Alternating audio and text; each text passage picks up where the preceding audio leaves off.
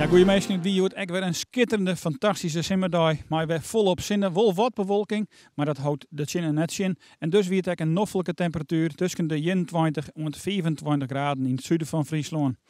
En we zeggen ook vannacht opklaars, maar er komt wel stadig gewoon wat bewolking binnen. We gaan even naar de kaart voor en vannacht. Dan heb ik minimumtemperatuur staan ze om nabij de 14 of 15 graden. De wind is daarbij zwak tot matig en die komt nog altijd uit het noordoosten. Morgen denk ik dat we beginnen met bewolking. En in de rin van de maandtijd in de middag, dan komt de zinnen er stadig gewoon bij. En ik verwacht dat in de dag de zinnen er steeds meer bij komt. En dan kan de temperatuur weer opbrengen naar zo'n 21, 22 graden aan de kust. Tot 24 graden in het zuiden van Friesland.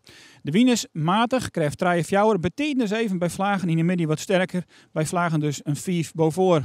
Ja, en het ziet eruit dat het weekend weer helemaal goed komt, want snel komt de zinnen er volle meer bij, dan hebben we geen bewolking en dus krijgen we dan ook een hegere temperatuur. Het wordt gemiddeld van 26 graden, de wind is zwak toch matig en die komt nog altijd uit het noordoosten.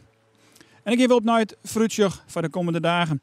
Dan hebben we ook een dag waarbij de zon volop toepassing komt. Gemiddeld wordt het ook warmer, zo'n 27 of 28 graden. En de wind is nog altijd noordoostelijk. En het bloot ook noordoostelijke wind, de begin van de nieuwe weken. En dan zeggen we de temperaturen nog wat hoger. Tijdens en waasje 27 tot 29 graden in Friesland. Misschien op sommige plekken krek 30 op de thermometers. Ja, dat is natuurlijk volop simmerwaar en het wordt dus lokaal tropisch. Het kind er meer op.